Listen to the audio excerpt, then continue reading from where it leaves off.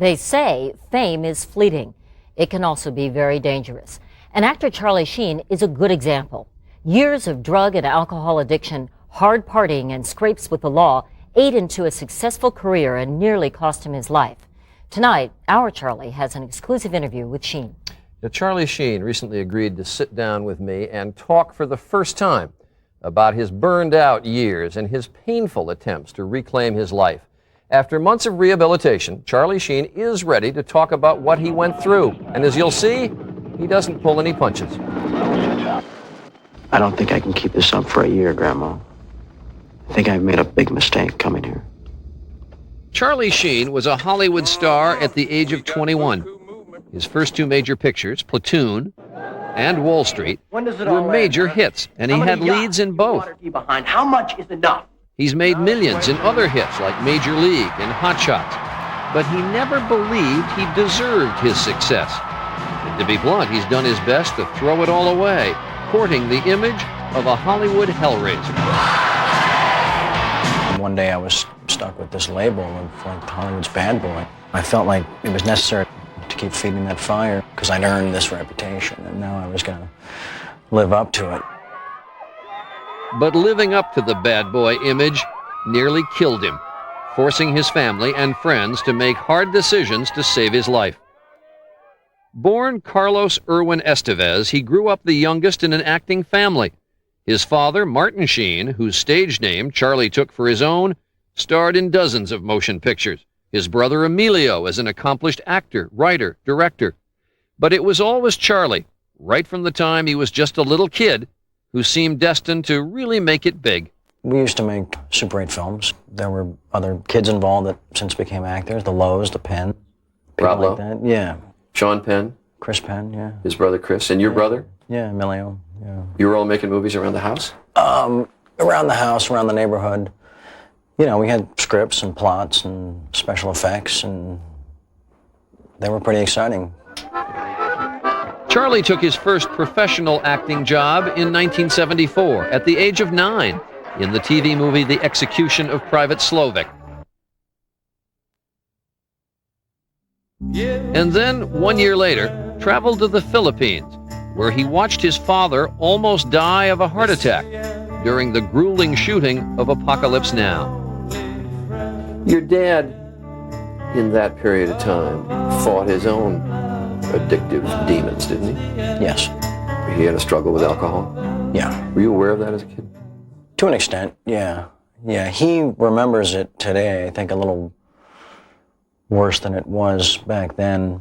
I think that's to alleviate some of the guilt, perhaps, for, passing on this gene. And it was also during this period, the mid-1970s, that Charlie Sheen began to experiment with alcohol and drugs. When did you start doing drugs? When did I start doing drugs? Good segue. I smoked a joint when I was 11. When did you start to do them seriously? Seriously?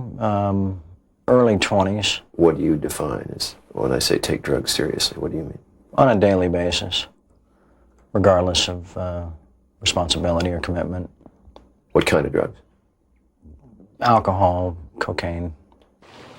Charlie maintains that he had the drugs and the drinking under control until sometime in 1986, when Platoon became a blockbuster hit and he began shooting Wall Street. Suddenly I was the toast of the town, and everything I'd always dreamt of, everything I'd always wanted or thought I needed, and it was everything I'd watched so many other people get and achieve and have access to was suddenly mine. You know, restaurants, bars, limos, women, drugs. It was just bam, this whole thing. The universe just said, here, man, good luck. Charlie reveled in his newfound stardom. As he reveled, his image as Hollywood's bad boy took off. The tabloids had a field day, and soon Charlie picked up a new nickname, Mr. Mean Ma Sheen. Tell me what a day would be like. Well, it always started on a Friday. Okay. And I would start rallying the troops and see who was available, guys and girls, and get a limo, because I never drove, loaded. It's one place I drew the line, And we'd go out and raise hell and You know, when the club would close, we just had to take the party somewhere else. Some would nap, some wouldn't. And then, you know, Saturday night, you're looking for what's going on again, and, you know, same deal, a couple days. Then Sunday night, you're canceling Monday's appointments and, you know, lying about dental appointments and medical conditions and, you know, cold and flu season always coming up. Did you feel at the time, gee, I'm really messing myself up? Oh, of course. But when the shame would kick in, when the regret or the embarrassment, those are feelings you don't want to deal with, you know? So you gotta eliminate them, and you see how it becomes a vicious cycle. And then, as Charlie was nearing his 25th birthday, the drugs, the alcohol, and the partying became too much. I hate your stinking whiskey breath. It was on the Rookie, though, towards the end, that things got a little out of hand. That was 1990. Yeah. Made it with Clint Eastwood. Yeah. He was worried about you. Yeah. Your family was worried about you. Right. You were wasted, high. Not so much when I was with Clint, because of the respect that I had for him, and the fear I had of him, you know. If he saw me drunk, he'd probably knock me out, you know. But again, the hangover effect, you know. The night before, the 2 hours sleep. Have you ever gone back and watched that movie? Yeah, it's been on network television a couple times, and there's a certain point where I just shut it off. Good work, kid. Now read them their rights. He couldn't shut off the boozing and the drugging, and when the Rookie stopped shooting in the summer of 1990, his family and friends stepped in. I think something's gonna happen, sir. What happened? I was bamboozled into thinking that I was going to my dad's birthday party on August 3rd at his house. And it was at 9 o'clock in the morning. I thought, this is awfully strange. So I was there on time. I'd been to bed about 7 and showed up. I walked in and there were a lot of people from my past I hadn't seen for years. You know, there was a history teacher. My yoga teacher was there. My whole family was there. Rob was there. Rob Lowe. Yeah, and you know, I was in a daze and trying to figure out. It was like the worst episode of This Is Your Life, and there was a seat cleared on the couch in this big circle of people, and that was the hot seat, and I sat down, and they went around the room and told me why they thought I should, you know, be admitted. When the intervention ended, Charlie was quietly taken here to the UCLA Medical Center in Santa Monica, where he spent a month trying to kick his addiction. And for a year, it seemed to work. Day 366, I drank. It was literally that. 365 days clean. Day number 366. Yeah, that morning. Had a beer. And then it just quickly escalated again? No, it was just beer for a little bit, and didn't drink in public because I knew everybody knew. And then I would have the waitress put the wine in a coffee mug and, you know, start smoking a little pot. And then, just like they promised me, it takes you right back because it opens a door in your subconscious that feeds the beast, feeds the disease, you know. How fast after that first beer, how fast were you back in it? About 2 months. So by the time Charlie Sheen was 25 years old, he had already tried and failed to kick his addiction to alcohol and cocaine. I'm one of the lucky guys that's come out the other side. You made that and was desperately trying to cover up a problem that was slowly destroying his life and his career. You were on my show at one point during that period of time. GMA, Good Morning America. Right. Did you really think in that period of time, I'm going to beat this long term? No. No. And I say that because I felt like it was imposed. It wasn't by choice. And I knew that's what America wanted to hear, and that's what you wanted to hear, and that's what I had to say. And people are thinking, well, what's different about this interview today, you know? And there's a lot different. After his first failed attempt to get clean, Charlie Sheen again begins to feed the beast, as he put it. His addictions intensify. He begins to see his life as suicide in slow motion. And as if that isn't enough, he's about to become entangled in one of Hollywood's biggest sex scandals. As you just heard, despite the support of worried friends and family members, Charlie Sheen did fail his first attempt to kick a ravenous alcohol and cocaine habit. But the worst was yet to come.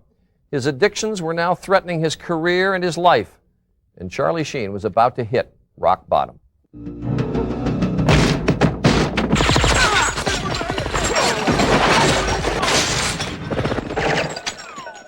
It was now July 1995, and Charlie Sheen's career was beginning to slide. There were a string of critically panned box office flops, such as Navy SEALs, Deadfall, and Frame by Frame.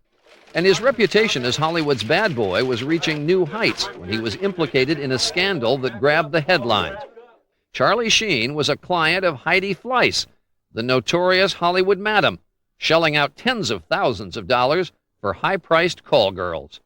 Why in the world does Charlie Sheen have to buy sex? It's a good question. Well, I didn't think it was so much about had to buy sex, but chose to buy it. Because what was happening up until that point is all of my exploits and escapades out in the town were, made public. So I discovered this amazing way to not have to go out there to meet somebody. That seems strange, but I guess paradoxically, if you're paying someone, you're not only buying the sex, but you're buying discretion. Sure. They'll keep their mouths shut. So I thought. Sheen is charged with misdemeanor battery. But Charlie kept feeding the headlines. In June 1997, he pleaded no contest and was placed on probation for beating a girlfriend, Brittany Ashland. Then there was an incident that showed just how close to the edge he had come. There was a time in this house, I gather, where there was a bunch of people around you partying, and you put a gun to your head. Who told you that? Threatened to kill yourself. Is that right? Part of that is right, yeah. What part? Yeah, it's right. It's right. Scared everybody half to death. It wasn't loaded, though. Were you worried you might do something to yourself? No, because I just never really had the guts to go through with something like that. You referred once, though, as we've been talking here, to the taking drugs as a Slow suicide? slow suicide. Yeah. It's more of a passive... Passive way of killing yourself. Suicidal, yeah. So by the spring of last year, it had become clear to almost everybody in Hollywood that Charlie could no longer take care of himself and was headed for a major fall. Your family was worried about you, Oh, yeah. Yeah. urging you to get help. Yeah. People saw you headed down the drain Oh, sure. in the early part of last year. Yeah, it got real bad. How bad? I was no longer any fun to be around. Just trying to block out the world and kill the pain. What pain? You know, people look at you and you think, here's a guy, incredibly successful, lots of money. He's got it all. Well, a lot of it is, self-esteem issues, where regardless of what you've acquired or what you've achieved, if you don't feel like you deserve it, there's a part of you that always wants to give it back. A lot of that is about being an alcoholic. And when the crisis arrived, it arrived big time. Charlie was partying around the clock. He was drinking 2 quarts of vodka every day and smoking huge quantities of cocaine. So what happened on May 20th of last year? You were here Yeah, in this house. I was here. What happened? that Just night? didn't feel right suddenly. Were you drugged? Oh yeah, I was hammered. Yeah. I was approaching blackout status. You'd been binging for a while? Been up for about a week, yeah. Literally for a week. Sure. I was normal at the time, and that's doesn't sound human, but that's what was going on. And just something felt wrong. Body felt wrong, everything felt, but really wrong. I thought I was dying. It's 1845 drive. He said some kind of a stroke or seizure. An ambulance was called, and Charlie was rushed here to Los Robles Regional Medical Center, where he underwent emergency detox. Once again, the tabloid press had a field day, reporting that he had to be tied to his gurney, that he had actually had a stroke, that Charlie had even died. This is not an easy moment in our lives. The next day, May 21st, his father explained to the press that Charlie had as a overdosed. result of a drug overdose. That made you angry. Oh, I was furious, yeah. Why? Because I was trying to reason with him and explain to him about the career implications. But it wasn't any secret to anybody in Hollywood what was going on with you, was it? No, of course not. But there was still a part of me in my disease hanging on to some outside shot that I could still do it my way, even though I just died. You know, that's the insanity that this thing takes us to. Charlie voluntarily entered rehab, but after just a few short hours, he left. His father, fearing Charlie's life might be in danger, asked the courts for help, and an arrest warrant was issued on the grounds that Charlie had broken his probation in the Brittany Ashland case. Looking thin, tired, completely wasted, Charlie stood before Los Angeles Judge Lawrence Myra on Thursday, May 28th, and was given a choice, either jail or rehab. That same day, Charlie entered Promises, an upscale rehab center in the Malibu Mountains. Talk me through those 6 months that you were in treatment. The first month, I was still in a lot of, denial and very frustrated and very angry. They take away your drugs and your booze, and you feel like they're taking away your best friends, even though your best friends were killing you. And I couldn't go anywhere, even though I had thoughts of it, because I had a low jack on, the ankle thing. So staying there wasn't by choice at first. But as the time passed at Promises, Charlie slowly began to realize there was much more to life than addiction. They just teach you about taking the power back, that there is a better way. You don't have to live like you did anymore. How long did it take you to get past the idea that this is a line and really accept the fact that this philosophy could help? About the third month there, it started making sense. I started seeing the progress in others around me, and I started feeling the progress in myself. What did you learn in all this about Charlie Sheen? I learned more about Carlos Estevez than I learned about Charlie Sheen. What does that mean? That means I learned more about the 9-year-old kid that walked away one day, All this other stuff has just been some alien identity that found its way into this life, that it's not really what I'm about. On November 16th, Charlie stood once again before Judge Myra, this time looking fit, trim, and healthy, as the court reviewed his case and ordered his release from Promises. Yeah, it was good. How do you know this time it's different? Because you've tried to kick it before. Mm-hmm. There's a number of reasons. This is a program that I'm actively involved with, and in therapy, and sticking with the winners. And in all that, still trying to get the career reestablished, Does it make it a little easier to accept the good things that have happened to you? Yeah. Because you're not walking around with a whole bag full of guilt. When your life isn't a lie, it's okay to be respected. Are you confident or are you scared? Both. Today, Charlie Sheen is trying to get his life and career back on track, and he's hoping that Hollywood and his fans will give him another chance.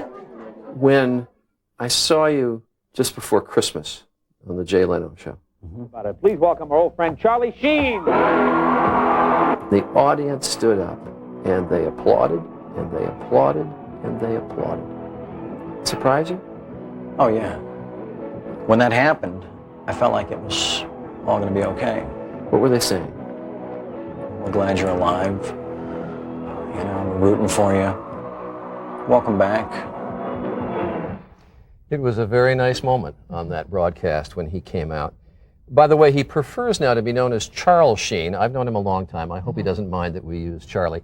He's a very, very intelligent fellow whose actions obviously belie his intelligence. But a lot of people would be surprised he writes poetry. Some of it rather dark. I'm going to read you part of a poem that he wrote about the media. It's called Immediately. Yet my hours spent on a path hell-bent are stolen and printed as lies. They'll never succeed as their unspoken greed shows red in their lifeless eyes. To occupy this space and time as an artist who plants the seed, if holding a quarter, I'll flip them a dime. These ticks continue to feed. Very dark, but very good. Yeah, there's obviously much more to him than what we've seen. That was a You great root for interview. him. You can't help but root for him. We'll be back in a moment.